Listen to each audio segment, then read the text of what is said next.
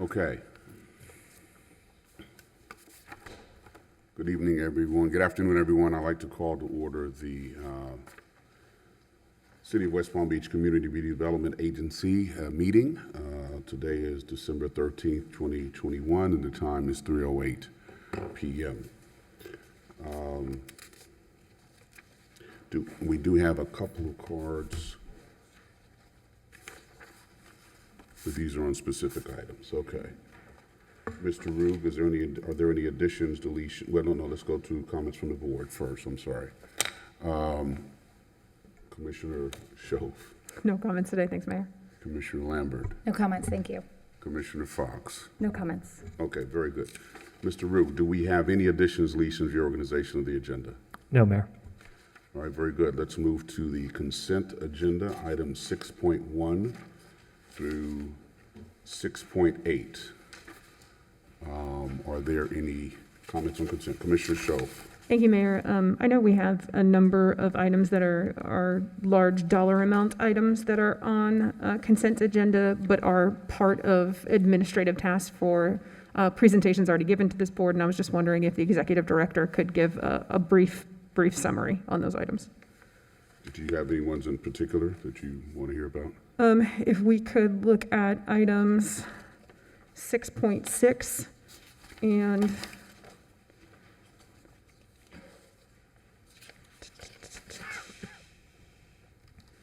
I guess 6.6 would be the main one.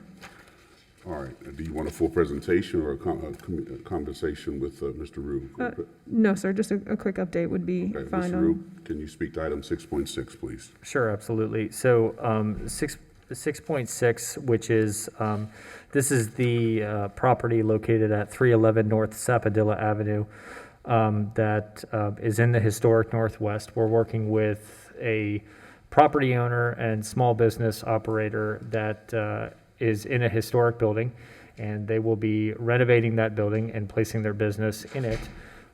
In order to do the amount of renovation that's needed, we've negotiated a deal. The term sheet was approved at the last CRA meeting that where the CRA will actually acquire that building from them, and through a series of incentive initiatives, as well as a loan that they will pay back over time, we will acquire that property, refurbish it to make it operable from a business standpoint, as well as contribute historically to the historic Northwest, because it is a contributing historic structure. Commissioner, if you'd like more detail, Gina Baker is with us, and it can give you the most up-to-date information that we have on it. You need more information, or? No, thank you, Chris. I appreciate the update. I think just for the public's point of view, I wanted to review, because we don't typically have those high dollar amounts on consent Right. agenda, but this is just an item of part of what we've already moved through. Right. I appreciate the update, and thank you, Ms. Baker. Sure. Okay, anything else on consent? Okay, hearing none, I will entertain a motion. Mayor, I move that we approve the consent calendar. It's been moved. Is there a second? Second. Been moved and seconded. All those in favor say aye. Aye. All those opposed, like sign. Hearing no opposition, motion carries unanimously. Okay. Item 7.1, resolution number 21-53, authorizing the conveyance of CRA-owned property at 1213 North Sapadilla Avenue to Linton Jog Associates Limited, and approving and authorizing the chair to sign an agreement for conveyance of real property between the Community Redevelopment Agency and Linton Jog Associates LTD.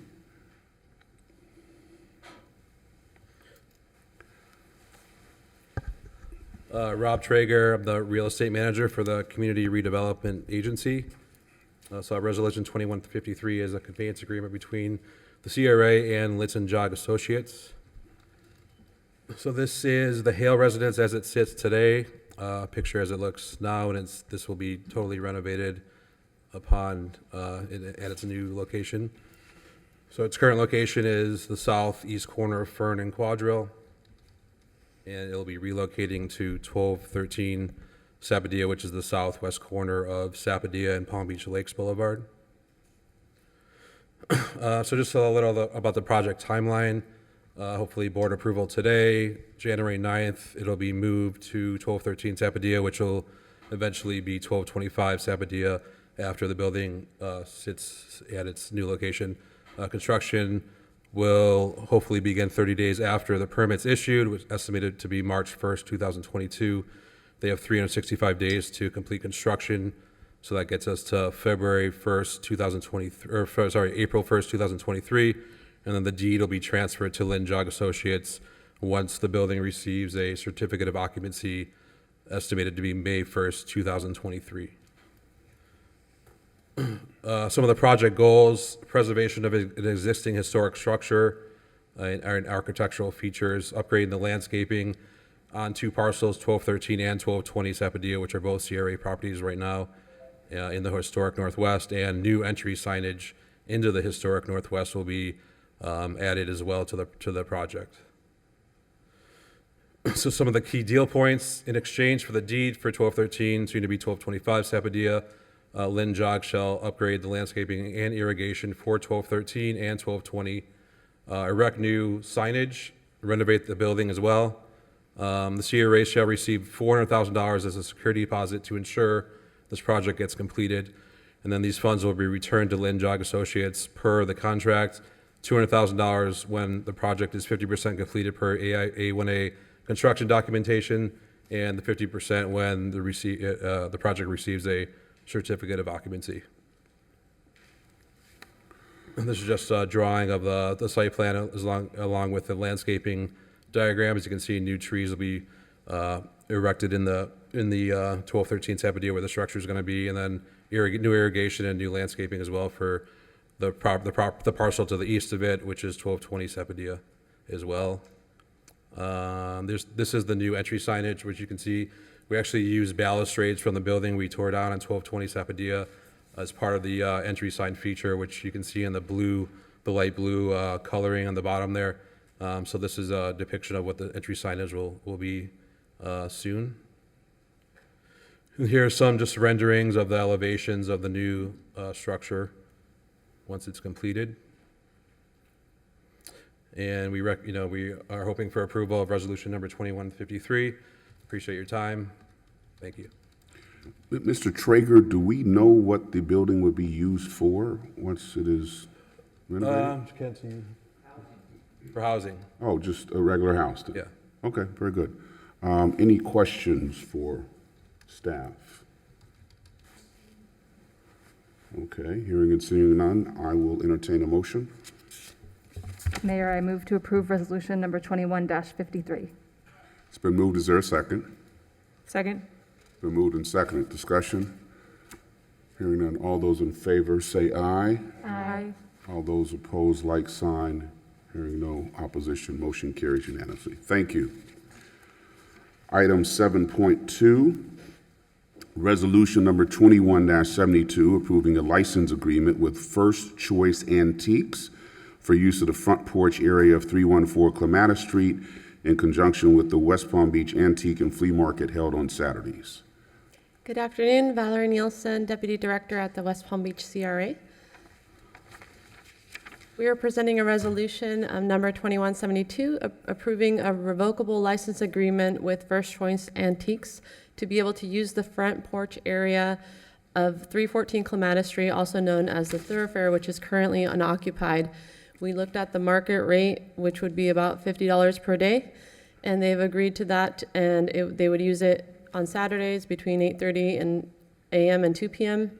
now through May in conjunction with the antique market and the flea market, except during the Sunfest and boat show. And either party could revoke the license with a 30-day written notice.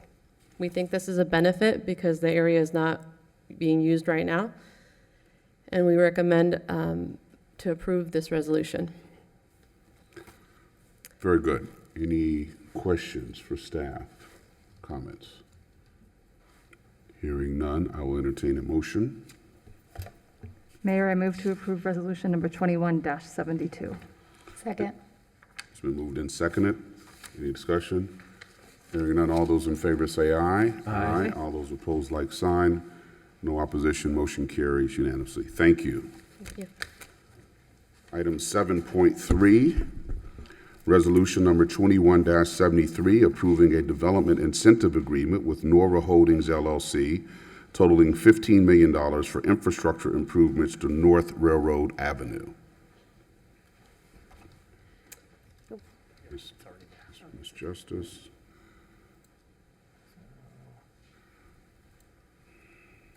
Thank you.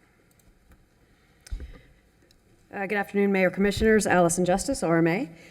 Tonight, we are presenting the incentive agreement, the development agreement with Nora Holdings, LLC, for some infrastructure improvements along North Railroad Avenue. This was brought to you a couple of months ago as a term sheet. You'll see in my slides, it's very similar to what we presented in the term sheet. And tonight we have the developers here, Joe First and Ned Grace. And Joe's going to give a presentation after I kind of give an overview of the terms of this development agreement. So the site location is Brailsford Park. The developer owns approximately 72 parcels within the Brailsford Park area. They do plan on some adaptive reuse along North Railroad Avenue of some old warehouse spaces, as well as some above-ground development along Palm Beach Lakes Boulevard. Brailsford Park is bound by 7th Street to the south, Palm Beach Lakes to the north, North Dixie Highway to the east, and the FEC Railroad to the west. So for this project, there will be infrastructure improvements again along North Railroad Avenue from 7th Street to approximately 10th Street. There's also some underground that they have to do, some utility work they have to do on some of the side streets, but the major infrastructure is along North Railroad Avenue. The developer will design and construct North Railroad Avenue. They're also, again, looking to provide some adaptive reuse in the buildings along North Railroad Avenue. And as part of this agreement, they will maintain the above-ground improvements through the life of this development agreement. So the city would be responsible for any underground infrastructure that they improve, water, sewer, of the like, and the developer would be responsible for the streetscape enhancements. So the benches, the lights, the pavers, things like that through the term of this agreement. The estimated cost of this project is about $17.5 million, $17.6 million. And what the CRA is agreeing to is to refund $15 million of this. This reimbursement includes their permit fees, their construction costs, and their contingency, and partial financing. To get this project built, they do have to finance the project, so the CRA will reimburse them for a portion of that financing cost. The payment terms, $3.5 million after the road is constructed. So you'll see that 50% is when the infrastructure is 25% complete, and 50% when the infrastructure is 100% complete. And the CRA will contribute $3.5 million to that. And then a TIF rebate would be an 80% tax increment rebate on all the developer-owned parcels. So the parcels that you saw in the first exhibit would be included in that TIF rebate. Meaning that as the developer starts to make improvements to those above-ground developments and the taxes increase on those properties, 80% of it will go back to as a portion of this reimbursement. So through years 1 through 10, it will be 80%, and then years 5 through 15, it'll be 35%. And you'll see in Joe's presentation, if the developer builds as they are planning to build, this $11.5 million should be reimbursed within the first 10 years. I'm going to turn it over now to Joe for his presentation. Before you step down, Ms. Justice, let me see if there are any questions of staff from the board members. Commissioner Schoaf. Thank you, Mayor, and thank you, Ms. Justice. Just a question on the amounts of the TIF. So I know we've had previous discussions. This was what was under the term sheets, but I just wanted to verify, because typically when we see developers come back for a TIF, we usually grant a much lower amount than this, but that TIF goes directly back into their project. Is the reason the amount is higher in this case is because it's going into the roadway versus their project? So in essence, this is kind of an investment in public infrastructure. Correct. This is essentially a repayment to public infrastructure. It was not a public infrastructure that we had in part of our capital plan or the CRA's plan. So the developer is fronting the costs for the infrastructure. In order to receive those dollars back, though, they have to prove some sort of development and increase in taxes in the property. And that's why it is at the percentage. Sure. Thank you. Any other questions for staff before we hear from Okay, thank you, Ms. Justice.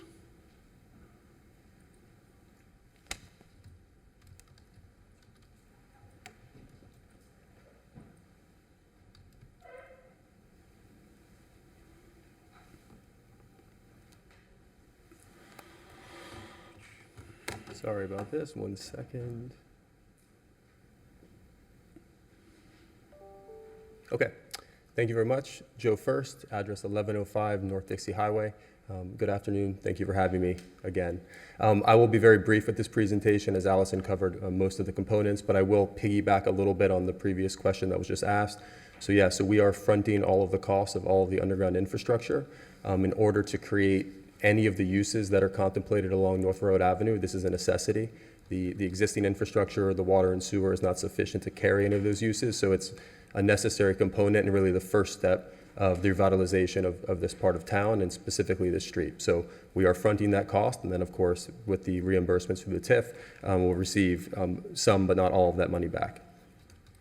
Just quick about us. So as you know, NDT has been in this market for the last decade. Not only do they have a history of doing great projects, they also have a history of hiring a lot of people for various hospitality and operating businesses that they own and operate. For me, you know, my focus was down in Miami and Wynwood, done significant projects that led to great economic development, and this is a project that I think is going to have the same type of result. So really, this is a public-private partnership to create economic development and public benefits. I'll go into a little bit more detail than Allison, but again, it's the replacement of a 6-inch water line to a 12-inch water line, all new sewer systems for all 1,350 linear feet, redoing all of the storm drainage along North Road Avenue, which will collect along 9th Street and then go back out to Dixie. Power lines, I think this is an important one, not just from an aesthetic, but also resiliency perspective. We'll be undergrounding all of the power lines that exist along North Road Avenue, doing temporary power, of course, to keep the neighborhood lit, but those will all be underground with new vaults installed along North Road Avenue. From an aesthetic perspective, I think the most notable things we're doing is we're installing a 14-foot sidewalk and a curbless road, so not too dissimilar from what you see along Clematis Street, although aesthetically this will be themed more intentionally for the old railroad sort of use and context to create some authenticity to the streetscape. We'll also be doing new streetlights, ballards, landscaping, bike racks, benches, trash receptacles, wayfinding signage, and art installations, something that we'll take very seriously to try to make this one of the most compelling destinations for Palm Beach County.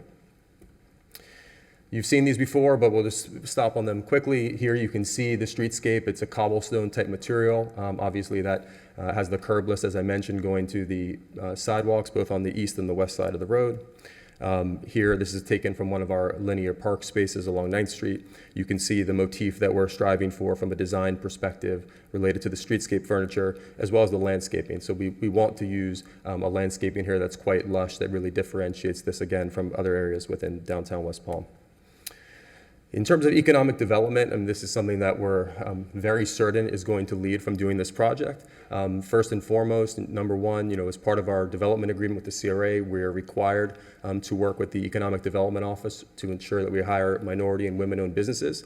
From a job creation perspective, just the existing buildings on North Road Avenue alone, that's 120,000 square feet.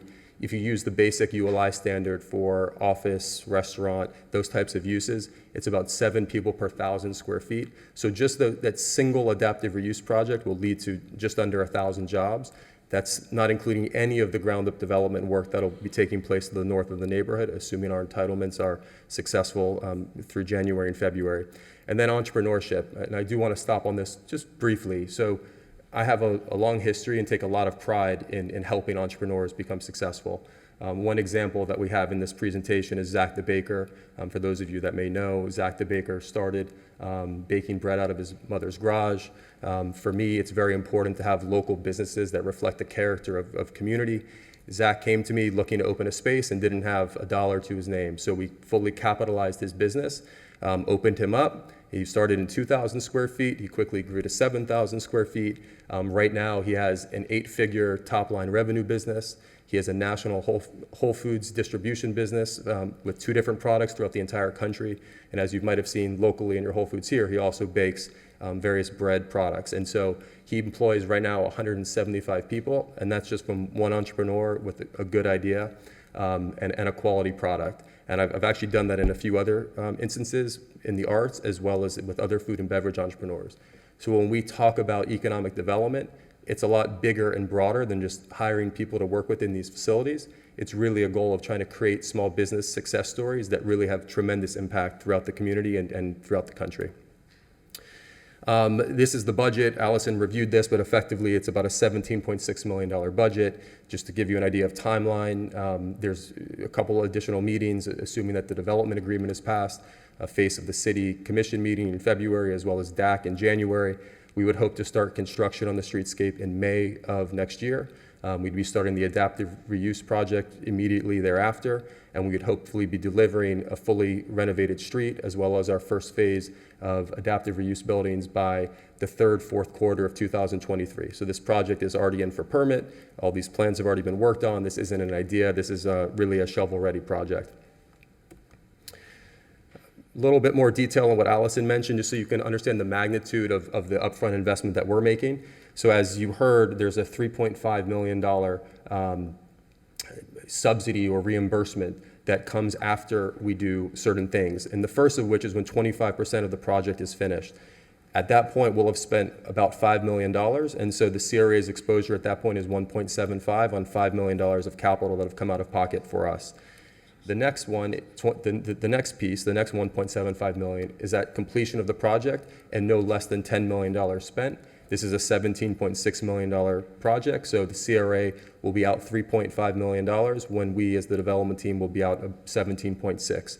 And then of course the tax increment refund, which is $11.5 million, that's over that 15-year period that Allison ran you through earlier.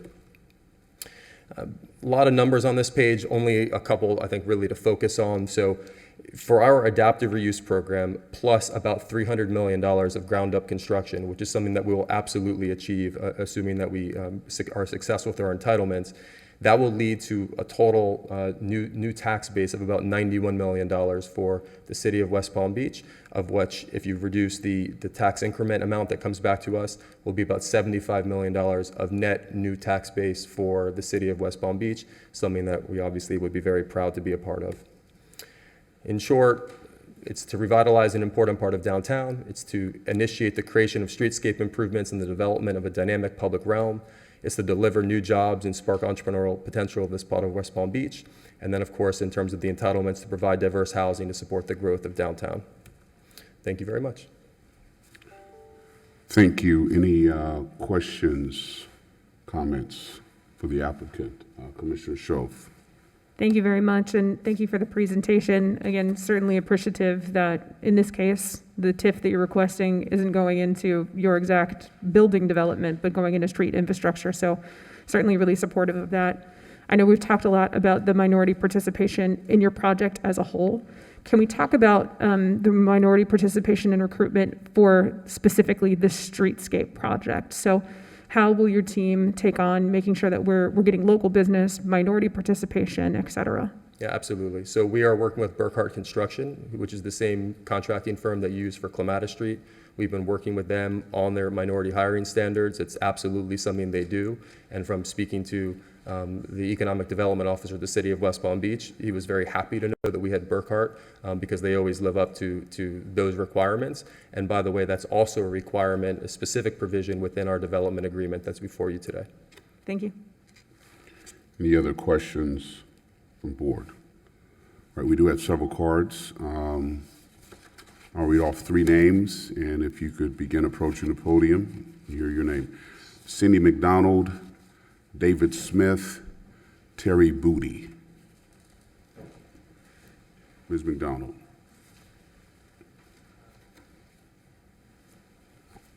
Hi, good afternoon, everyone.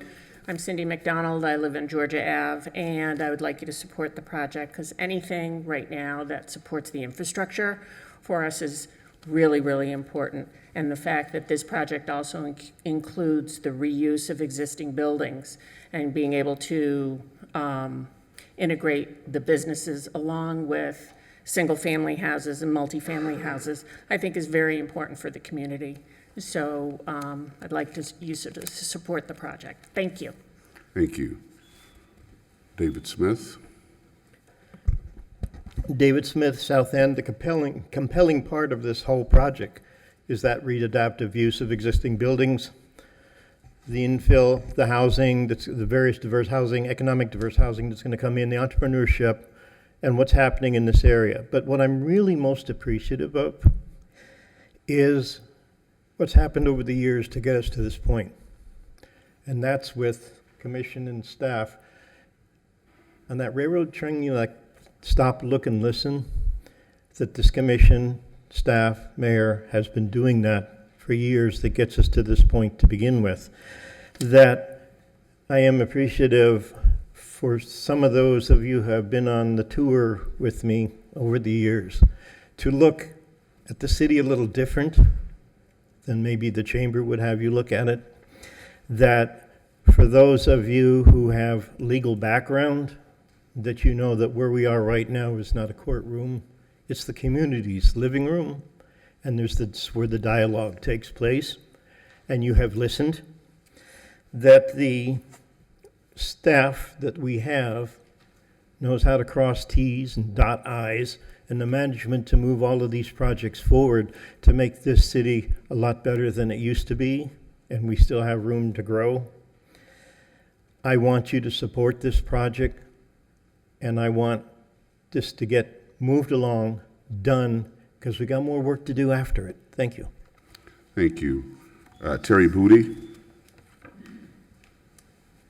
Good afternoon, leadership. My name is Terry Booty. I am here to support the project. Just as a point of reference in terms of minority participation, I was privileged to work with Burkhart Construction in Broward County, and we received the highest amount of minority participation of MBEs with building infrastructure and parks. So as it relates to a team that can execute on bringing locals together, they are actually committed to doing it. I'm a benefit of that, and it led to the development of my corporation and business. So just wanted to give you that tidbit of information as you make your decisions. Thank you, and God bless. Thank you. Two other names, Jerry Moyo and Bill Nugent. I'm going to pass on speaking. I support. Okay, so the comment is he supports this item and does not wish to speak. I'm just going to make a quick comment. I support this as well, and I just wanted you to know that while they're in the process of developing this really cool project, they're also already giving back to the community. I've been in discussion with Ned and Joe about a temporary place for the West Palm Beach Center for Arts and Technology, and I think we have one. So fingers crossed, and hopefully this will move forward, but they've already started giving back to the community, a good sign. Thank you. Thank you. That's all the cards. Any further discussion? Mr. Mayor, I have a comment that came through the portal on this Through the item. portal? Okay, very good. From Will Davis, 513 Northwood Road, West Palm Beach. Greetings, Mayor, CRA Board, and City staff. I am in support of the changes being presented for the Nora project, as this will allow the much-needed growth for the immediate current residents and the business in the immediate area, and for the future growth of the city of West Palm Beach. As a resident for the past 11 years and a business owner for almost 6 years, I can relate and understanding what most of the residents are facing in this area with the empty parcels, crime, and lack of development. We here in the Northwood Village District have the hope with the future development on the horizon with the anchor site, the recent changes to the CMUD, and only wish for the same for those in this area. So I ask you for support. Thank you, and wish you all a happy, merry, and everything. Thank you. Commissioner Fox, I think you had your hand up. Thank you. I just wanted to say a quick thank you to the development team. Since they were here last, I know we had a lot of talk about participation from the residents and additional communication, and since that time, I've been invited to several different engagements that they've had, and so I really appreciate that you are going above and beyond to continue to make sure that the residents have a chance to have their voices heard for this project and give their input, and so I really appreciate you doing that. Thank you. Very good. Any other comments at this time? If not, I'll entertain a motion. Mayor, I move to approve resolution number 21-73. It's been moved. Is there a second? Second? It's been moved and second. Discussion? Hearing none. All those in favor say aye. Aye. All those opposed, like sign. Hearing no opposition, motion carries unanimously. Thank you. On to item 7.4, resolution number 21-74, approving the revised concept plan for the tent site development by Cohen Brothers Realty Corporation, LLC.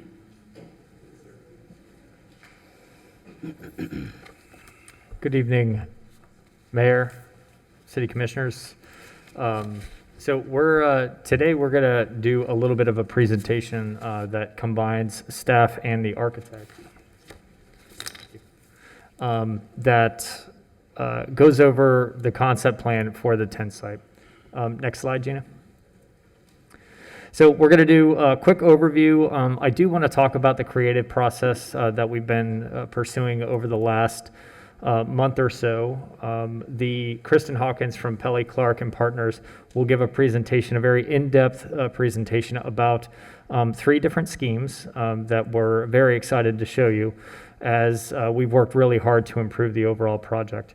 And then lastly, I would like to share sort of a staff analysis, because we did come down on a couple of designs that we think would fit very nicely into the downtown and would be a great addition to our city.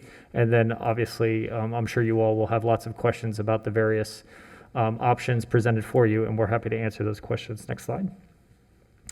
So just as a general overview, just to give everybody an idea of where the tent site is located, between Okeechobee Boulevard and Lakeview Avenue, and then some of the surrounding properties. Next, Gina. You have the Great Lawn. Rosemary Square is to the east. We are looking east, by the way, and right in the middle is the tent site, surrounded by all of these different properties, including Palm Beach Atlantic University to the southeast. Next. So just a quick timeline of what we have done to this point. Obviously, a little over a year and a half ago, we did sign a ground lease, and there was an initial concept review shortly thereafter. We received the revised renderings on October 5th, and that's when there was some concern about those revised drawings, and we requested that those be brought back to the CRA for consideration. And then on November 1st, there was a denial of that new concept drawing. So looking at the new steps, we did, or since that time, we extended the lease agreement, and that was to give, per the lease, a little bit more time on the government approvals because of the revised concept plan that was requested by this board, and that is what we're doing today. And the new deadline for having those government approvals will be June 8th, 2022. Next. So I'm going to briefly touch on what we have done over the last month. So after the November 1st meeting, staff collected a lot of various sources of information that included public realm, what we did with mobility, also parking data, traffic data, just to name a few, and essentially gathered all of those up along with a sort of a task force of staff personnel that was both from the CRA and from Development Services. And what we did is we took that information and created a list based on the feedback that you all gave us to address look and feel, the activation of the overall building, but honestly, how the building could be better integrated into the urban fabric, knowing that it is a building structure typology, and how we could integrate those characteristics better into our city. So the work efforts really did center around some serious goal setting based on the information provided. And we went through a series of very methodical steps that Ms. Hawkins will go through here in a moment to get to essentially 3 schemes that will be presented to you tonight that are improvements based on the direction that you gave to staff. So when you look at that collectively, we've been working pretty hard to try to get you a structure based on your direction that will be an improvement to the overall project. So with that, I'll take a pause, and I would like to introduce Kristin Hawkins from Pelly Clock and Partners to talk about really the nuts and bolts of what we've done over the last month. Thank you, Chris. Can you guys hear me? Yes. All right, do I just like, how do I get this to, because this is a PDF that we have to find. Yeah, sorry. It's a PDF.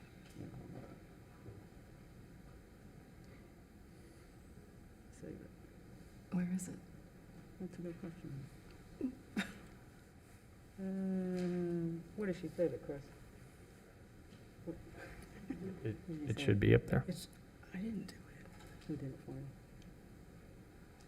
You should look at the file that says CRA 1213. It should be in that folder there. Okay, let me see. Is that right there, the PDF? Yeah. CRA person, this one you? Yeah. Okay, good. There we go. Yeah. Let me get you, that's good. Thank you. Let's see.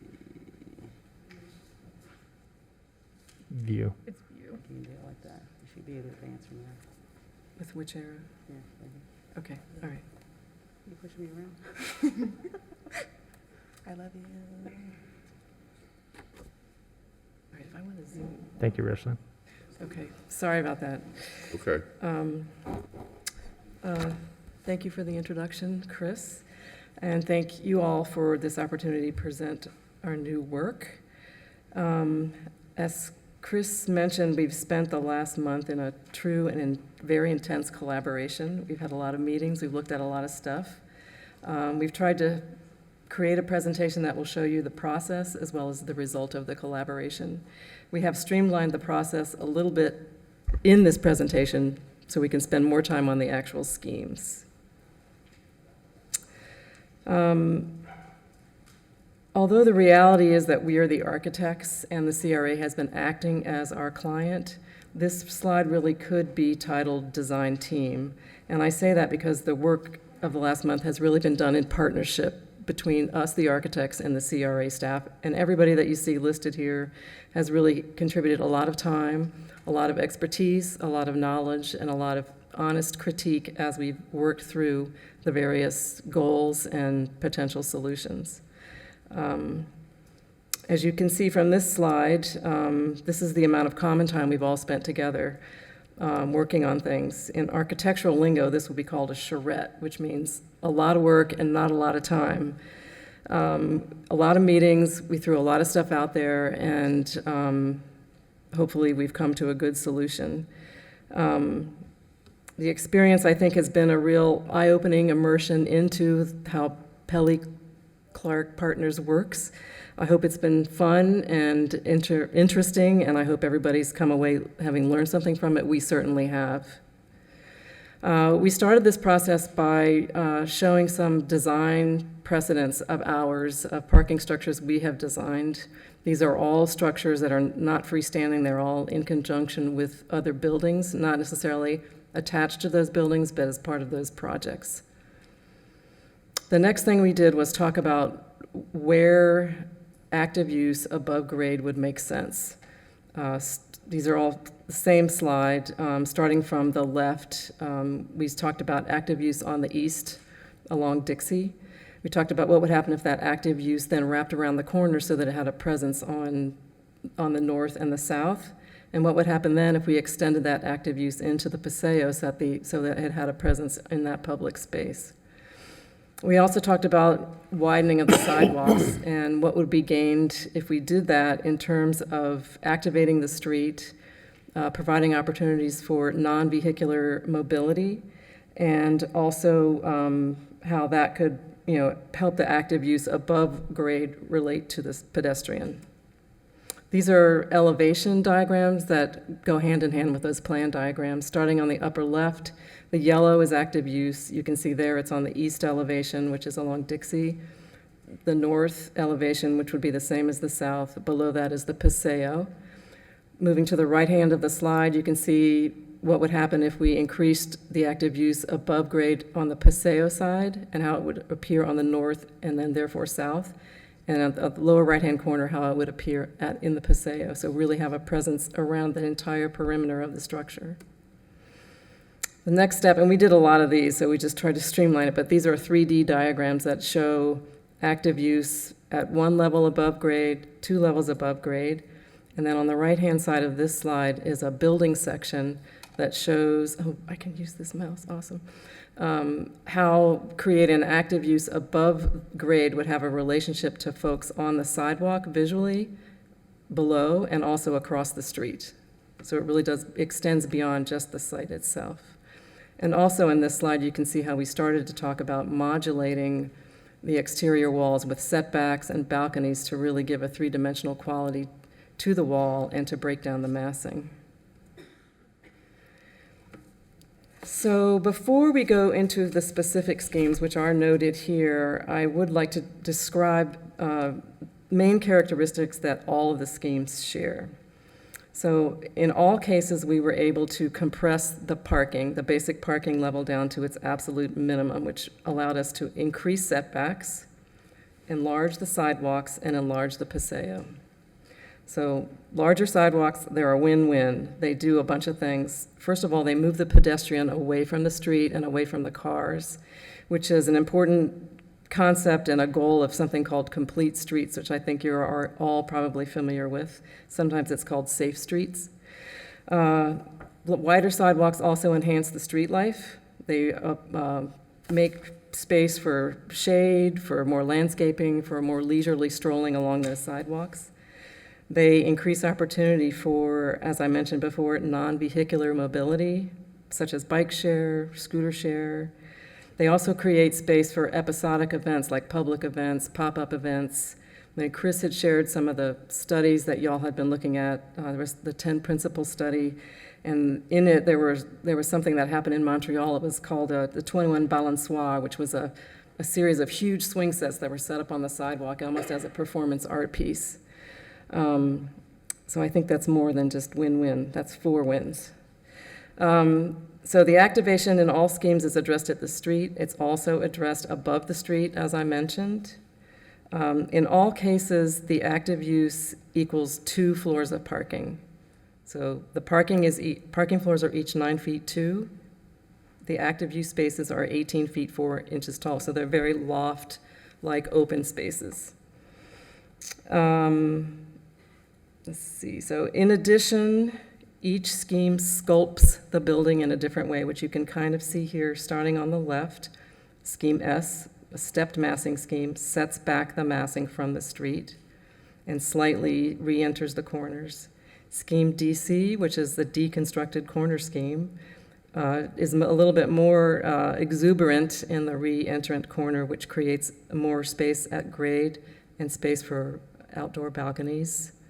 And then scheme X, which is the sleekest and most like the tower, which is pretty apparent in terms of its curved corners, the notch on the east, which mimics the notch on the tower.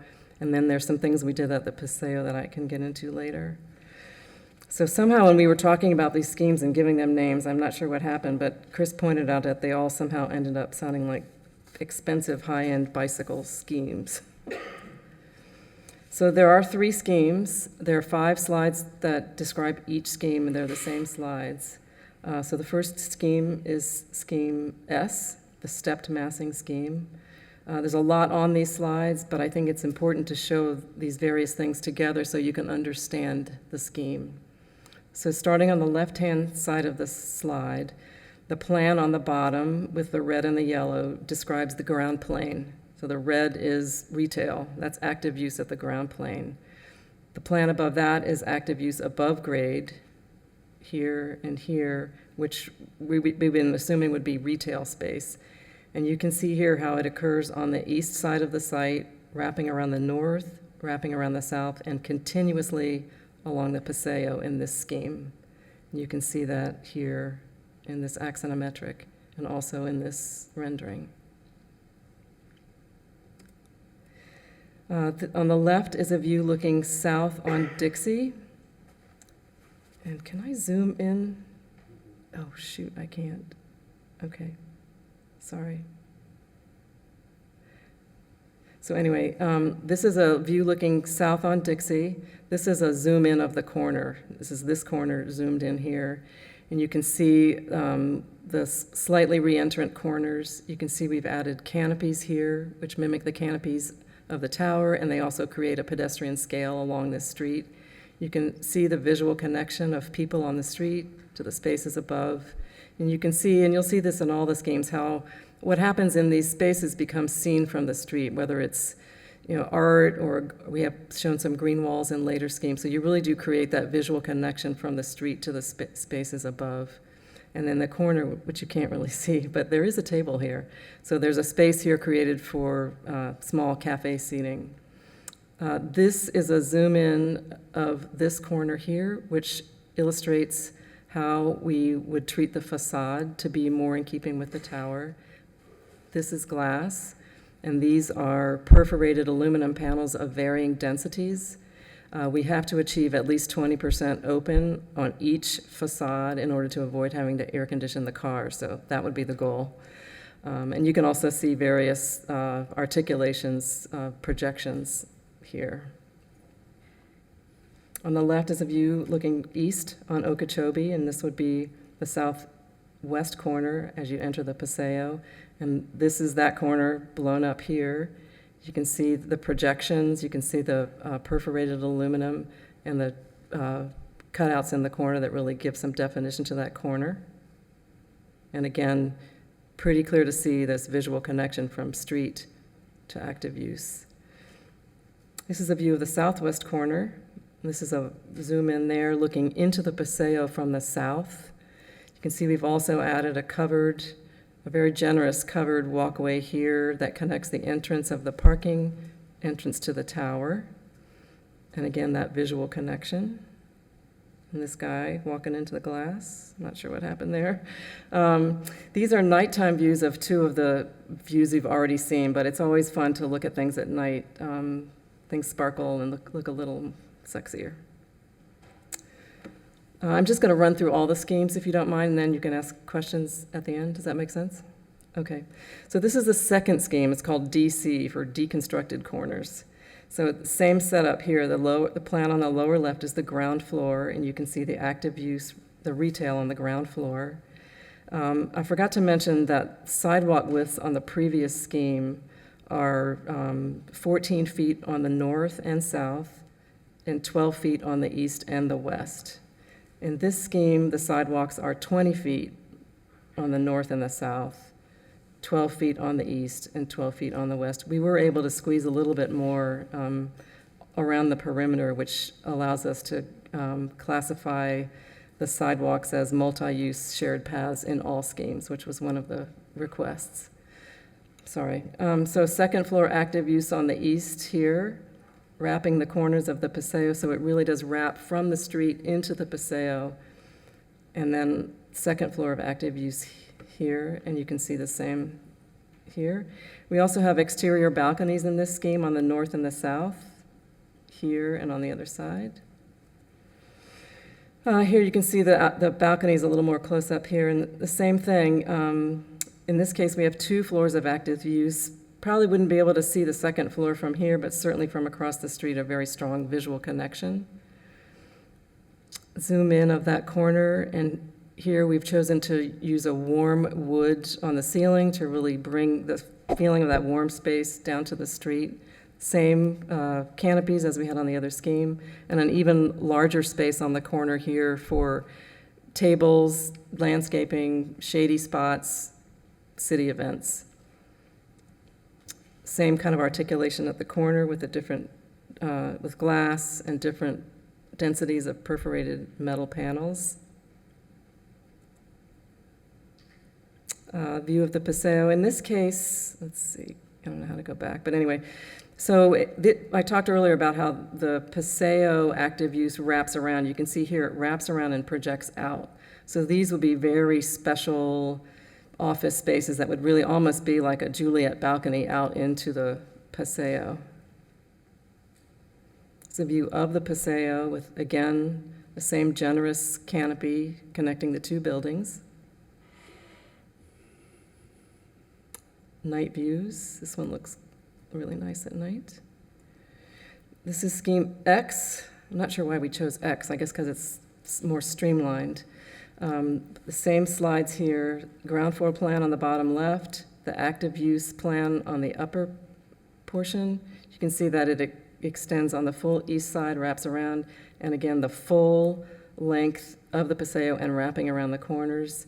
And this scheme actually has outdoor balconies for every linear foot of the Paseo, or the active use, sorry. And this is a good image here where you can see how the architecture of this scheme really does relate to the tower with the curved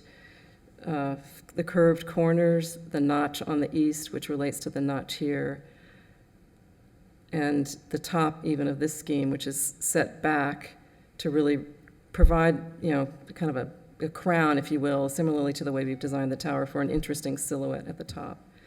And in this scheme in particular, we've used the vertical fins of the tower as horizontal fins to really, in the tower, the vertical fins are to make the tower look taller and skinnier. In this case, they're meant to make this structure look smaller. This is a view looking south on Dixie.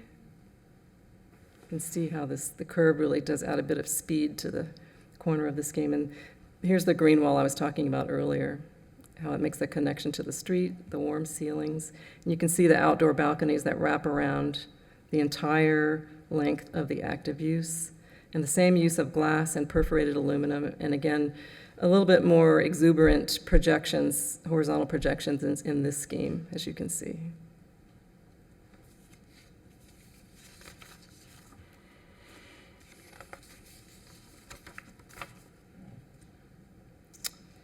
In the Paseo, we've done something different with this scheme in the Paseo. As the tower curves in this direction, the Paseo wall of the parking structure curves in this direction. So it does two things. It draws you in from the street, so it really pulls you into that public space, and at the same time, it lets you flow out from that Paseo to the street. So it really makes a strong connection between the street and the Paseo. There's also another architectural move here in which the Paseo wall is curved. So it really is a more organically shaped building, similar to the way the tower is shaped organically, and that organic form meets the street in the same way. Nighttime views. So this is all three together. As you can see, the design has changed a lot from the original. All three of these designs, we believe, meet our same original architectural goals of being as light on the land as possible within the typology of a parking structure. They complement the tower design, and they are elegant in form and in color. We do feel that now all of these designs are more in keeping with the tower. It's easy to see now how they are all, kind of woven from the same threads into similar claws as the tower. They all make a very positive experience of the street. I know you're going to ask, so I'm just going to tell you. I do feel that, I think in our group we all know that schemes DC and X have kind of risen to the top in terms of being favorites. My preference is scheme X. I believe it has a much stronger relationship to the architecture of the tower than any of the other schemes. I've already mentioned the curves, the notch, the top, the plan at the Paseo. I think the kind of streamlined nature of how the active use has been articulated here really does kind of pull it around the entire building and pulls it into the Paseo and makes it a much stronger scheme. I think it's the most powerful solution. In closing, I'd just like to say that we believe that the work of the last month has really addressed the concerns of the CRA as they have been explained to us. We feel we've addressed the project from the micro to the macro. Micro, in my mind, being how the parking structure relates to the other player, the big player, the tower, how both buildings meet and interact with each other and the public realm of the site, and the macro, how the project integrates into the larger urban fabric of your city by living up to your expectations for this marquee site. So we think the project is better and stronger having gone through this last month of collaboration. Thank you. Thank you. Any questions? Yes, go ahead, Mr. We've got Roof. 2 more slides, Mayor. I'm sorry if Okay, you just no, hang take in there your- with us. That's fine. Can I do it, or You can do it, sure. I don't know how to find it? Go back to this? It's, Which one? no, it's the power, it's already open. Oh, it's already open? Let's see it right here. Oops, here, let me play around with this. This is a little archaic here. Let's see. Nope. Let me do it the old-fashioned way. Here we go. Yeah. It'll open up here. Here we go. And then we'll get right down to the last slide. The next one? Yeah, that one. Yeah, right here. And then we'll do, there we go, start it from there. Oh, Nice. Gene Baker. There we go.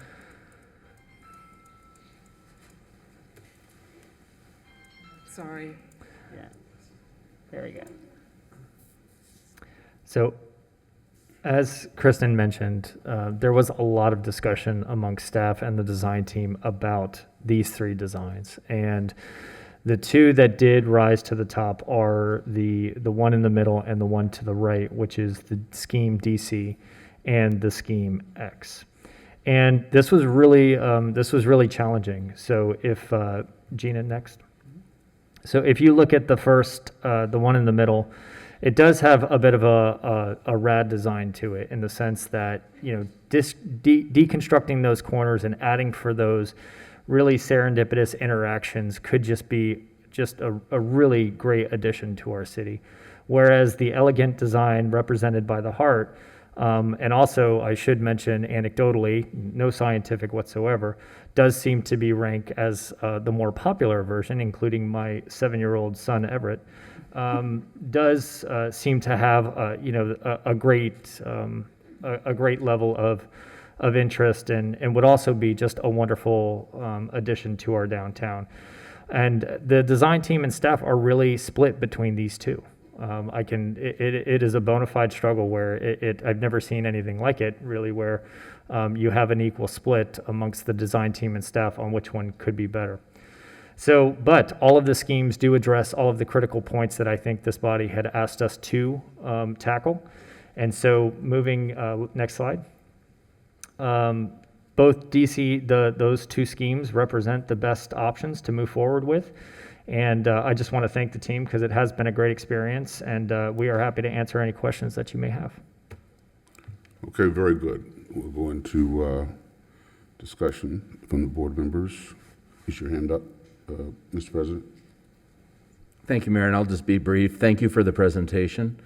I think you all have come a long way when it comes to addressing our concerns. I certainly like these concepts, these designs a lot more.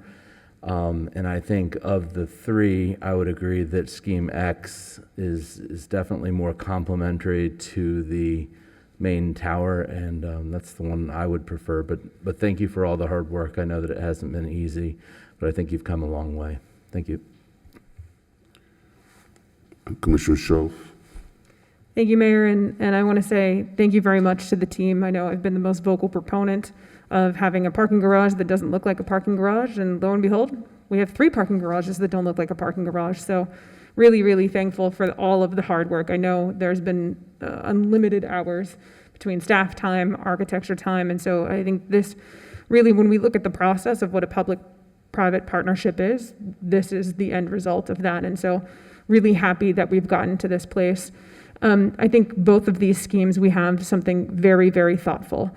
Looking at DC to X, I mean, it really almost is to me a dead heat.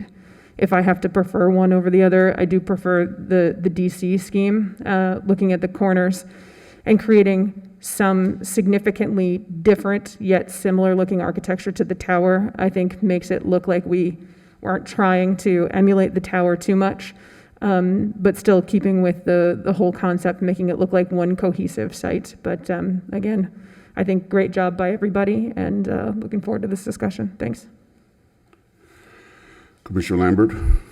Thank you so much. If it's not too much trouble, could we pull up the PDF slides that show the 3D images, the, I guess, more full color graphics. Architectural? Yes, Of thank course. you. Kristin, do you mind coming up and? Yeah, just exit out of that because all of the great content is with Kristin's presentation. Thank you, perfect, yes. Okay, so first of all, I agree with my colleagues and just want to express my gratitude and thanks for taking the time to staff and the development team for going back. And, you know, I heard some anecdotal feedback and just that, you know, we have that everyone feels like we have a better project. And I think that we do. I really appreciated what you said about increasing space around the entire project for non-vehicular traffic, for pedestrians. And I think that that's really what we're going for here is our city is definitely growing and we want to make sure it's growing in the right direction and that we're putting, you know, our people's safety and their enjoyment along our streets as a top priority. So thank you. I feel very similar to Commissioner Schoaf's comments. You know, I think Scheme X is beautiful, but and to your point, it does look the most like the main building, where I felt like Scheme DC had enough similarities to the main building, yet had its own identity. And I really liked the extra space that the extra floor gave us for the people on the street level, people enjoying that building from outside. But you made some comments about Scheme X that I wanted to ask you about regarding the outdoor, the walkway that is on Scheme X, but I don't think it's on Scheme DC. Is that correct? Are you talking about at the Paseo? No, right where your mouse is. The walkway? On the second floor. Oh, there's an outdoor balcony here. Yes. Yes. Okay. On Scheme DC, there are outdoor balconies just on these ends. Uh-huh. On X, they are the entire length of second floor active use, both here and on the Paseo. And was there a reason for not including that or including it on one but not the other? It seemed to make sense, as I talked about kind of the speed of that line of where the active use is, it made sense to kind of, you know, accent that with a balcony. Whereas here, kind of the dominant direction of this active use is the north end and the south end. So architecturally, it just made sense to us. And what will be the use of each of, in DC, all of those floors that are open to the outside area? We imagine the active use on all schemes to be office space. They're not that large footprints, and there's a core. I don't know if you noticed I don't know how to back up, but in all cases, there's a core kind of in the middle, and by that I mean elevators and stairs so that you can reach these small office spaces. On the Paseo side, there's already a core for the parking. So these would be, I mean, if I were designing this, I would put a common space like a conference room or something on these ends and then put balconies on the ends. I mean, here every office here could have a balcony. Okay. And you also mentioned the green wall when you were describing some of these. The green wall? Right. So will those be part of this design built in or will that be up to the tenants? I wish we could promise that, but it would be up to the tenants. Okay, thank you. Any other, Commissioner Warren? Thank you. I would also like to thank the team from Cohen as well as staff. I know that you put in a lot of time to work together in these charrettes and come up with something that we thought would be excellent. And I never doubted that we would have something of this magnitude, and I think that that building deserves to be complemented appropriately. So thank you for coming back with this scale of work. Thank you, Chris, for all that you did to help make sure that this happened. And I am happy with either of these renderings. I think that they're all phenomenal. Thank you. Commissioner Fox? Thank you. I will definitely echo what we've heard today about the thanks to go around. Chris, I know you've given up a lot of weekends over the last couple of months, and I appreciate you working so diligently with the whole Cohen team, and I know your whole staff, because I think this is fabulous. This is, exactly, I think, what we've been hoping for. It's such a significant location for our city, and I think that you hit it out of the ballpark on this one. So thank you very much. too am sort of caught in the middle. I love the scheme DC, how it has what I keep calling the double-decker office space, because it feels very airy and light, that when you're traveling down the road, it just looks lighter. But I love the way that Scheme X kind of matches the building. So I'm wondering, just as a question, was there a reason in particular that the double-decker kind of office only went with one of your garage designs? Was there, I don't know if there was a structural issue or... Well, first, you guys asked us to create 3 schemes, so we had to make 3 distinct schemes. So each scheme addresses the requirements and the goals and the desires in a different way. Additionally, that second level of active use the price is a lot of cars. So if we were to do that to Scheme X, we would have to add a whole floor, which we're kind of not really recommending that we do.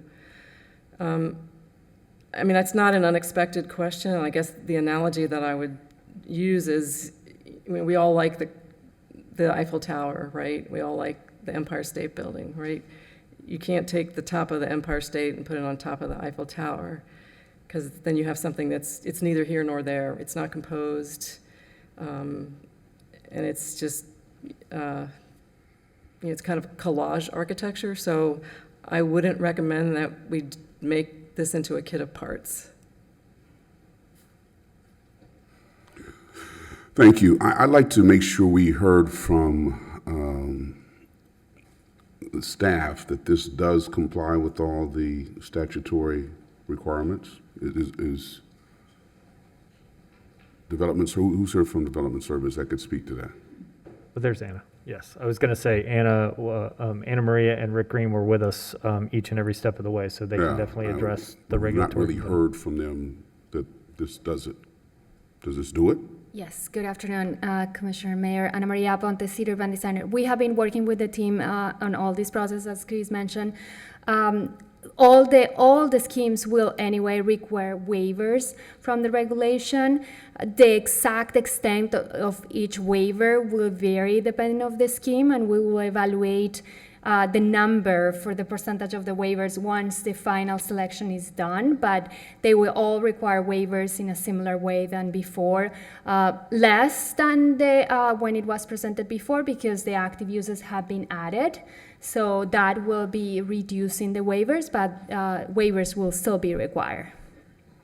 Okay, thank you. Now, the other question I have is, under the old scheme, the garage was going to be used as the arts in public places. I think that was, are we still doing that? Is this supposed to be meet the AIPP requirement? If so, we're under understanding there will be something else, a nice piece of public art.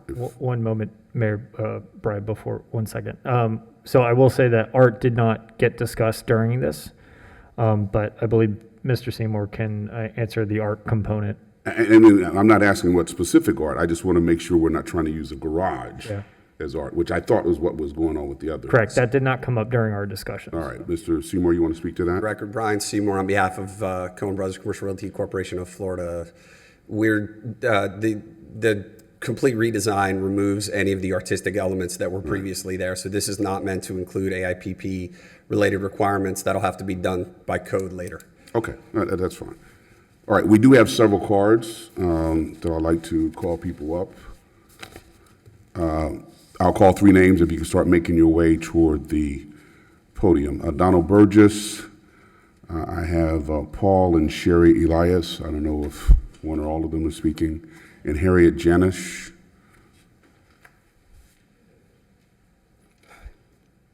Good afternoon, Mr. Mayor and other members of the dais. Donald Burgess, CEO of the Chamber of Commerce of the Palm Beaches. I want to reiterate that the Governmental Affairs Committee of the Chamber and the Board of Directors of the Chamber has endorsed the planned development of this long vacant tent site as proposed by Charles Cohen and Cohen Brothers Realty. West Palm Point will add to the city's inventory of Class A office space and includes ground floor, retail, and open spaces that will be accessible to the public. This is a unique development with approximately $100 million in capital improvements, which will generate millions in tax revenues to the city when completed. Provisions will be included for minority and women-owned businesses. In addition, 10% and 5% of costs will be committed to our local workforce and disabled veterans, respectively. In addition to adding to our tax revenues, we have here an opportunity to satisfy some of the demand for Class A office space and utilize a location that has been begging for development for many years. Inasmuch as design has evolved since we first saw it, the Chamber stands with the developers in urging you to decide in favor of West Palm Point. We feel strongly that moving forward with this project will result in tremendous benefits to the city and its residents. And I want to add my own voice to thank the staff of the CRA and the development team for the work they've put into the design so far. Thank you. Thank you. Is either Paul Elias or Sherry Elias? Good afternoon. Thank you all. As a local resident of the building, I'm Sherry Elias at 701 South Olive Avenue. We are very close to that building site, and replacing an empty lot with a magnificent building like that, we are so much in favor of it. We thank you all, commissioners, for realizing what a beautiful job that the architects have done, Mr. Seymour and everyone else involved. And thank you, Mayor, for considering doing that site and making it a beautiful addition to our downtown area. So thank you. We're very much in favor of it. And before you sit down, could you just state your name and address for the Sherry record? Elias. Okay, thank you. Thank you, sir. Harriet Janish.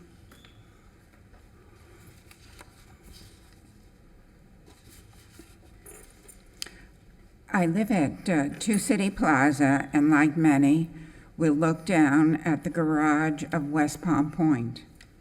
This is an exceptionally well-done project. Most important, all plans have a rooftop garden. Nature's plantings soften, enhance, beautify, and increase property values.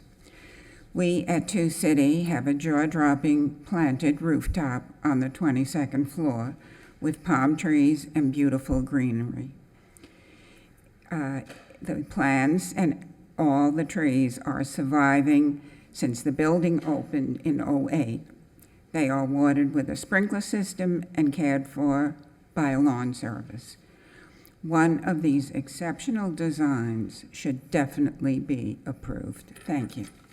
Thank you. I'm going to call out 3 more names: Yolanda Phillips, Darnell Gardner, and Ezra Suffold.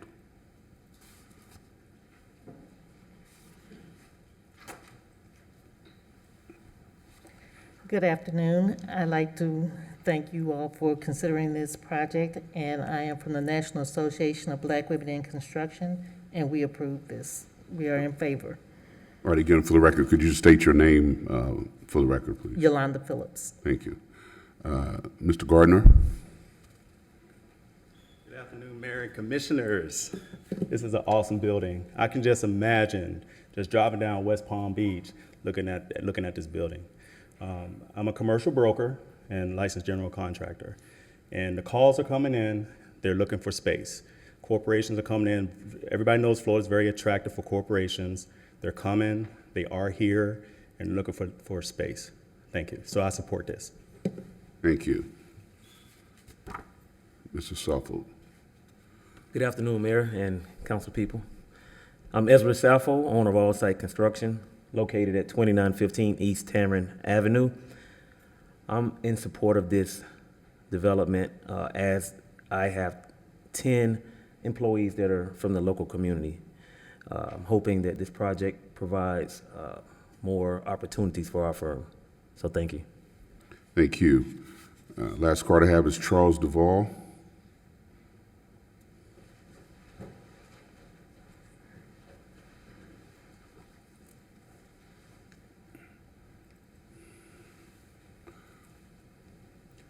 Good afternoon, Mr. Mayor, Commission. Careers West Palm Beach County would support any jobs that are in connection with this project. Any jobs will be created. We would be happy to fill them with local residents. Thank you. So one additional question for you, Mr. Rugg. Are we supposed to pick one of these three tonight? Okay. Yes, I see the city please. attorney nodding her head. Commissioner Lambert? Excuse me, Mr. Mayor, before you go further, I have one comment. Oh, you have a comment for the portal, okay. It's a comment from Gerald Jancy, 550 Okeechobee Boulevard, Unit 12223, West Palm Beach. I support the new garage concepts and particularly favor option number 3 with rounded corners that complement the tower design. Thanks to the CRA members who has insisted on a better design concept. Okay, thank you. Now, Commissioner Lambert. Thank you. Mayor, I'm wondering if either Mr. Rugg or Ms. Aponte could speak to the design as it relates to the city's goals with walkability, with just the design in mind about keeping this an open space so that clearly we have two very great selections to choose from, and so now it comes down to the details. And I'm just wondering if there's anything else that you could provide us that could help us in this decision. Well, sorry, I have to laugh because me and Anna are split. So if you want Anna's perspective, you will probably get the X perspective. If you want the DC perspective, I will give you my perspective. So Okay, I want the that's what I DC was talking- perspective, so I'll take your perspective. Okay. Again, both of them equally, I think, are great. I think Kristin had talked about if you wanted to sort of quantify it based on public open space, the X scheme, I believe, has a little bit wider sidewalks. But I really think that the DC scheme offers, especially on those corners, where I think you have a lot of public interaction, just because generally at intersections is where, people are waiting, having conversations, walking by, that's sort of just places where you have, in my experience, the most serendipitous interactions, which could be very cool. When you're thinking about people coming and going, especially with everything that's happening in the Okeechobee Business District and the connection with Rosemary Square and Restoration Hardware and everything going on with Related Group, that those corners I just see being great connection points for residents and business owners and employees and visitors and so on and so forth. So on the X scheme, I think with the balconies, it's sort of similar. It's just I give the nod to DC just because of that extra level of office space, especially on the Dixie side, and really. I just think it's neat that it sort of then jets out in the Paseo and sort of has that, that really interesting design that just sort of pokes out over into the public realm and could be very cool as well. So, Anna, I don't know if you have anything that you would like to add on your perspective, but. As Chris says, we were all talking about it. I think he is mistaken. I actually like the DC better than the X. That is not true. She's changing her mind. Yes, it's true. But I have to say, it's different reasons, and we all had this debate, the same with the architect. The X scheme is definitely top on the line because it has close relationship with the tower. I personally like the DC better, but because from my perspective, the massing of the DC is less overwhelming than the X. I like the fact that the DC has 2 levels of active uses on Dixie, but also it doesn't have a continuous level of active use on the Paseo.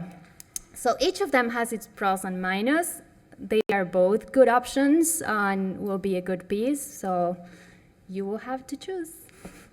Is there anyone who could speak on behalf of Scheme X? I feel that it's being left out in this conversation. Well, I think Kristin did. No, he didn't do a good job speaking No, for Scheme Kristin, X. the architect. The architect. I want to hear from the architect on Scheme X. Because I'm leaning in that direction, so I just want to make sure it's a fair debate. So I agree with all of the positive things people have said about DC. I like those things too. Oh, I really didn't mean to be on this. It's not fair. You held your hand up. No, I mean to go to the slide that has X. Oh. I like these things too, but I heard you guys criticize both of our previous schemes because they didn't fit in, right? They didn't fit in with the tower, they didn't fit in with the city. I think Scheme X fits better with the tower, right? It's one project, right? It's not two different developers and two different architects. It's the same architect, right? And I think if you want the project itself to have some cohesion, I think you really have to keep that in mind when you choose a scheme. Yeah. And I really think that activating the Paseo, can I go backwards? How do I go backwards? I think if you use the arrow keys. Button. It was a PowerPoint and then we turned it into a PDF, this one? That one, yeah. I think that curving this side of the parking structure, it makes the, instead of like the parking structure, the Paseo and the tower, it makes them blend together because you have the curve of the tower, can you hear me? The curve of the parking structure and that space in the middle, which becomes like both of those things. It's not more like the tower or more like the Paseo. It really is that negative space between the two things that has its own shape and it has its own form. And I think it's much stronger if it's formed equally by two buildings. Yeah, what she said. That's what I like. That's what I like. I don't speak architect speak, but schemax. I'm for schemax. But anyway. Do you get a vote? All right, Valerie. Yeah, we're going to hear what Deputy.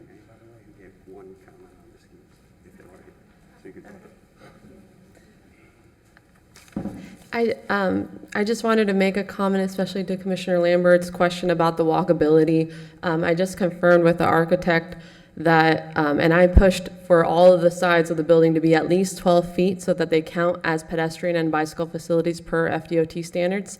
DC has on the north and south 20 feet, on the east and west 12 feet, and Scheme X has 21 feet on the north and south and 12 feet on the east and west. So they all have ped bike facilities all around.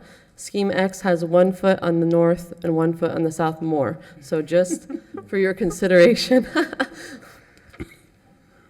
Okay, yes, Mr. Seymour. So the DNA, I presented to the DNA, talked to a number of people. Most people didn't have an opinion. There was one opinion, which was X. So of the numbers of people who said, go forward with whatever, just make it happen, one went, but I do like X better for the same reasons Kristin said, although I think it took about 5 words because he's like us and doesn't speak architect. So we could say the DNA supports Scheme X. I think the DNA overall supports moving this forward in any way, but the one person the only person that specifically chose was X. Okay, so we need to come up with a way to get there. Mr. President and Commissioner Fox, Commissioner Schoaf. Just a brief comment. We did hear from the architect, and she does support X, and she has the training in this. So I won't go there. But, we talked a lot about the other renditions, about how we didn't feel like the parking garage fit in, that it stood out. And then I hear my colleagues talking about, well, I like this one because it stands out. And I just want to see it more of a cohesive project, but I could support either one because they're both good. They're both much better than I feel than what was presented before. I just think that X just fits the whole project a little better. Thank you. Commissioner Fox, and Commissioner Schoaf. Can you move the slide back to the comparison, please? So which one? Well, Commissioner Fox is speaking, so she, when it's your turn, then you can speak. I was going to ask if you could go back to the slide with the Paseo of DC, so we could see what the difference was that the architect was talking about. I think also, thank you very much for the added covered walkway, by the way. I think that's a very nice feature. So would anyone be able to just describe a little bit what the difference was? Is it just mostly the curve that you're seeing as the difference? Or is there something else that we should be noticing in the Paseo? Be set back another 2 weeks. So the wall of this scheme is straight. And the wall of the tower is curved, as we know. So the juxtaposition is, you have this curved form of the tower and then a flat wall of the parking structure. There's a little notch here because this is where the elevator core is, but this wall is straight, but the corners do bump out, as you can see here and here. But the wall, it's a curved wall in opposition to a flat wall. So is your theory that people will be interacting with it in a different way just based on the shape? I just think when you think about making space is like, it's like an empty bag, right? Until you shape it with something. And in this case, we shape it with the tower and we shape it with the parking structure. So it's a matter of making that empty bag have some recognizable form, right? That creates, a square or a court or something. Think about the spaces that you like in Europe. They're made by these funny shapes, right? But they have some kind of recognizable feel when you're in them. And I feel, my personal feeling is if we can use the buildings to make some recognizable form, they're stronger for that. Okay, Commissioner Schoaf. Thank you very much. Can we go to the slide where we have the three of them up, please? Two things that I wanted to highlight in here, being part of Team DC. As we look at this, I kind of looked at this in a very future sense, and what was important to me was the action specifically, as Mr. Roog spoke to, on the corners. So room to put potential bike shares, et cetera. But not only that, I'm looking in some futuristic place where if we need some sort of drop-off for high-speed rail, et cetera, we have some open space on that side. And I think, we're talking about what fits in and, kind of how we put this whole picture together. And I guess the best analogy I can give is probably perspective of the ladies in the room, that if you can't match your colors exactly, so if your two navies don't match, it's best to go with a red shoe to make the whole thing pop, so your outfit still looks good. And it's actually, in this case, I think slimming, so that's why I'm still Team DC. Red shoe? Okay, all right. I obviously, I'm not a woman. Commissioner Lambert, what slide do you want? This slide is perfect. Thank you, Mayor. I take a little offense to Commissioner Peduzzi's comment here, but I know he didn't mean it that way. So my comment about DC is that they look related, and I really appreciate the developer, the team, the architects bringing in some of the elements of the main building into the garage. So we brought in the glass features, we brought in the colorings. It looks connected now, and that's what I was looking for before. I really wasn't looking for a replica of the main building in the garage. And that's what I feel like Scheme X is. It reminds me a little bit of a 90s movie of two twins that were related, but so I like DC still. I really do go, I appreciate and I respect the architect's opinion on this, and to your point as well, Commissioner Peduzzi, that she is trained in this, she is trained in the design, and I appreciate that, but I'm also taking into consideration not just the design of the building, but the feel for the city and the feel for the community. Well, okay. All right, so we do need to move toward a decision. I don't know if we'll ever, this is not going to be unanimous, I know that, so, but I don't want to cut off anyone who wants to speak. Commissioner Fox. Thank you. I just want to say, recently, in the last few years, we had a building that went up on Datura and Olive. I think it's a financial firm, and it's open. There's windows on all sides, and I feel like just walking by it every day, the way people interact with that space, it feels like that you're part of that office in a way. I like the openness of it. I feel like DC could bring something similar, so I am on Team DC. Team what? Okay, so let me say something, because the men in here will understand this. If you have a shirt that's patterned and you're looking for a tie, what you don't do is you don't repeat the same pattern, but you keep the same color scheme, but you have a similar pattern, maybe dots or something, so that it mimics the building and it just reminds you of the pattern. So I think from a man's perspective, Scheme X it does exactly that. Stripes and polka dots. But it doesn't have to be polka dots, it could be diamonds, it could be, checks. The men in here understand what I'm talking about when it comes to ties and patterns on shirts. Okay, but we do need to make a decision. So I guess we will have to go with someone making a motion, and we'll vote, and then we'll see what happens after that.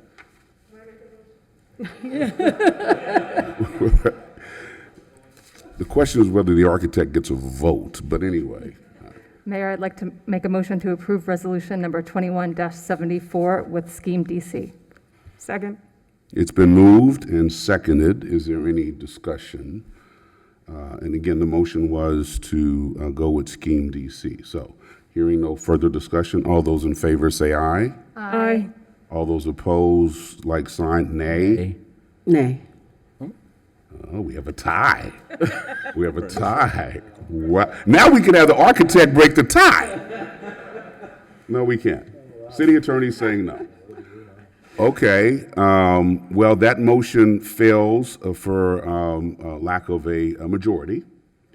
And I suppose we need to see if we have another motion. Can I ask a question, Mayor? Can you ask a question? Absolutely. Thank you. Commissioner Warren, I'd love to hear a little bit more from you on, No, it's time for the motion now. Once we have the motion, she could discuss that, but let's get a motion on the floor first. Is there a, can I make a motion as chair? Yes, you may. All right, I move approval of resolution number 21-74 with Scheme X. Second. It's been moved and seconded. Now, discussion. If you wanted to, yes, Commissioner I'd Lambert. love to hear from Commissioner Warren a little bit more on your thought process on this, if you don't mind. No pressure, sharing. Commissioner Warren, but No pressure at all. she's calling you on the, Well, I didn't hear from her. There's no pressure at all. No pressure at all. I respect my colleagues' comments, so thank you. Thank you very much. As we've had the discussions and they've proceeded before us and Cohen has come back to us with different projects, all of those projects were disjointed. I did not feel that there was a cohesiveness and I didn't feel that they were acceptable. As it relates to Scheme X is in line with what we were asking them for or what I asked them for. And I believe that that is better design. okay. Commissioner Schoaf. I'm going to just have some discussion here. I think I will forever be Team DC, but Team X, as long as we don't go with plaids and stripes on your tie, I think the interest of everyone here is to move this project forward. We went from having a place where no one liked this parking garage, now battling over which one of these is the best parking garage. So I'm certainly happy to move forward in a direction so that we get a great project out of the ground. So thank you very much. Any other discussion?